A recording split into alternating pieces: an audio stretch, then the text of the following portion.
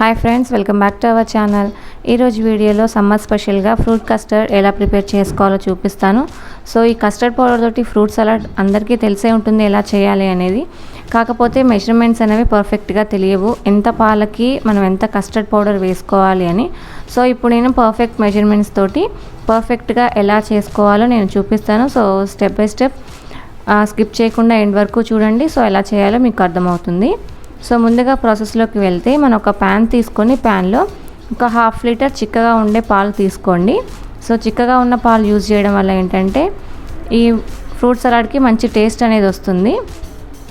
So ఇప్పుడు పాలు కాగబెట్టేలోపు మనం 1/2 లీటర్ పాలకి 2 టేబుల్ స్పూన్ల కస్టర్డ్ పౌడర్ వేసుకొని ఒక 1/2 కప్ అంతా వేరే పాలు, వేడిగా ఉన్న పాలు కాకుండా చల్లటి పాలు వేసేసి మొత్తం కూడా పాలలో కలిసిపోయేంత వరకు లంప్స్ లేకుండా, ఉండలు అనేవి లేకుండా స్పూన్ తోటి మొత్తం కూడా ఈవెన్గా కలిసిపోయేంత వరకు కలుపుకొని పక్కన పెట్టుకోవాలి.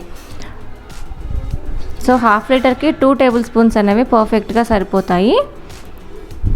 సో ఇప్పుడు మీరు చూసినట్లయితే పాలు అనేవి కొంచెం మరగడం స్టార్ట్ అయిపోయినాయి.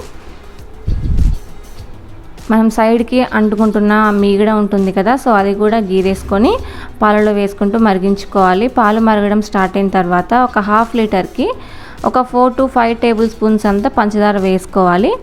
సో మనం ఇందులో మనం ఫ్రూట్స్ వేస్తాం కాబట్టి సో ఆ స్వీట్నెస్ అనేది కరెక్ట్గా సరిపోతుంది, 4 to 5 table spoons. So sweet ఎక్కువ తినే వాళ్ళైతే 6 to 7 టేబుల్ స్పూన్స్ అంత షుగర్ వేసుకోవచ్చు.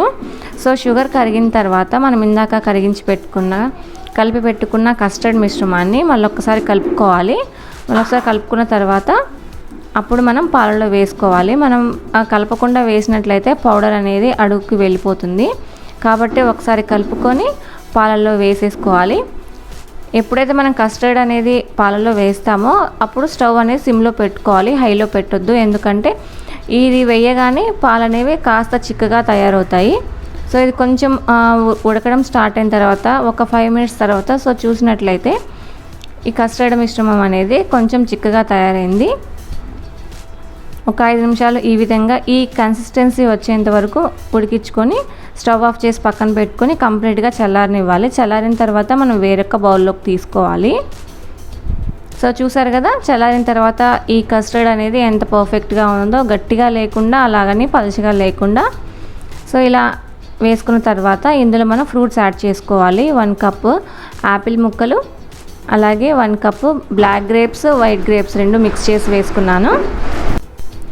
అలాగే 1 కప్ అరటిపండు ముక్కలు సన్నగా స్లైసెస్లా కట్ చేసుకోవాలి. అలాగే ఆరెంజ్ ముక్కలు, మనం పైన ఉండే తెల్లని పార్ట్ తీసేసి లోపల ముత్యాలు ఉంటాయి కదా, సో వాటి వరకు వేసుకున్నాను, పైన వైట్ పార్ట్ తీసేసి. అలాగే సన్నగా కట్ చేసి పెట్టుకున్న చెర్రీస్, అలాగే టూటీ ఫ్రూటీ. సో మనం ఇందులో ఈ ఫ్రూట్స్ అనేవి మన ఇష్టం, ఏ ఫ్రూట్స్ అయినా సరే యాడ్ చేసుకోవచ్చు. అది మన చాయిస్ అనమాట. మీకు ఏ ఫ్రూట్స్ ఇష్టమైతే ఆ ఫ్రూట్స్ ఏదైనా సరే వేసేసుకోవచ్చు.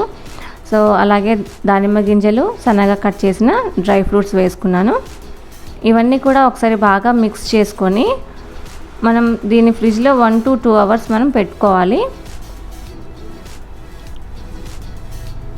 సో మీరు ఇందులో కావాలంటే mango, papaya, pineapple, kiwi fruits, strawberries ఇలా ఏవైనా సరే వేసుకోవచ్చు. సో ఇంకా ఇంకొద్దిగా రిచ్ క్రీమ్ కావాలి అనుకుంటే, టేస్ట్ కావాలి అనుకుంటే మీరు ఇందులో కొంచెం ఐస్ క్రీమ్ కూడా యాడ్ చేసుకోవచ్చు. సో చాలా బాగుంటుంది. సర్వింగ్ చేసేటప్పుడు మనం టాపింగ్ కింద మనం ఐస్ క్రీమ్ సర్వ్ చేసుకొని వేసుకుంటే ఇంకా చాలా బాగుంటుంది. సో ఇప్పుడు మనం దీన్ని ఫ్రిడ్జ్లో పెట్టేసుకొని 1 to 2 అవర్స్ ఫ్రిడ్జ్లో పెట్టేసుకుందాం. ఆఫ్టర్ 1 అవర్ తర్వాత మనం చూసినట్లయితే సో చూసారు కదా ఎంత పర్ఫెక్ట్గా ఉందో. ఇప్పుడు మనం సర్వింగ్ బౌల్స్లోకి సర్వ్ చేసుకుంటే ఎంతో టేస్టీ అయిన ఫ్రూట్ సలాడ్ అనేది కస్టర్డ్ పౌడర్ తోటి సో రెడీ అయిపోయింది. సో సమ్మర్లో ఇది కూల్గా చాలా టేస్టీగా తింటుంటే చాలా బాగుంటుంది. సో మీరు తప్పకుండా ట్రై చేసి ఎలా వచ్చిందో నా కామెంట్ సెక్షన్లో కామెంట్ చేయండి.